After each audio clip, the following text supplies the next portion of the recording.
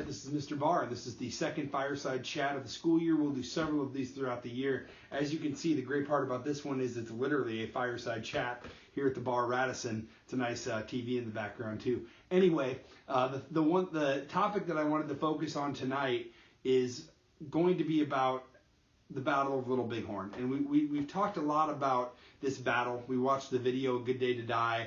We discussed the reasons why Custer wasn't successful at all and why it was Custer's last stand. I want to put a little twist on that in just a minute. But you got to understand context here and the times in which this is occurring.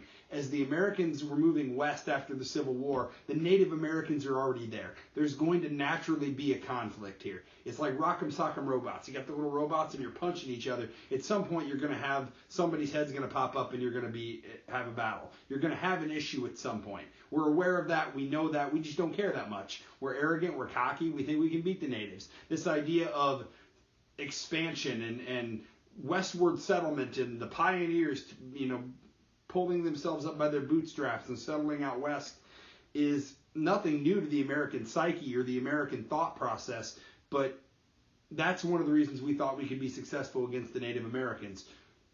In comes George Custer, marches to along the greasy grass, or the Battle of Little Bighorn. We know what happened there. He was across the river. He viewed them as inferior. He thought he could beat them. He'd never encountered an Indian tribe that had stayed and fought when they were attacked, which is ludicrous and ridiculous. Custer's supposed to be one of the most brilliant military minds in the country, and he was. Custer, you can't downplay Custer's military background, but the thing that hurt Custer was his arrogance. He was determined to beat the Indians at all costs, and that proved to be unsuccessful.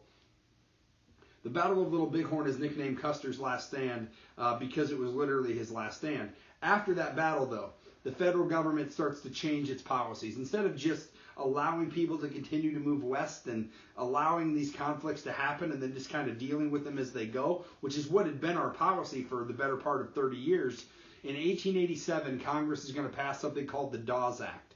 And this is one of those laws that I mentioned at the beginning of the year. There's going to be a few laws that you're just going to have to know about, okay? The Homestead Act is one. The Dawes Act is another one. You're going to have to understand what this law did. And what this did was it took all that land out west, separated it out, and then divided it up into little allotments or portions or parts for each of the Indian tribes that were out there. So we basically put them on the reservation. That's essentially what this law did, is it created the reservation system that we know today. The system today is a little bit different, and other laws have been passed since then to regulate and control it and build it up. But for the most part, it created the idea that we're going to put Native Americans on reservations. So my question to you is this. If the Battle of Little Bighorn was Custer's last stand, how was it also the last stand for the Indians? Why could a historian say that the Battle of Little Bighorn was also the last stand for the Native Americans? Think about that. Answer that question. I'll leave it up to you. Thanks for watching.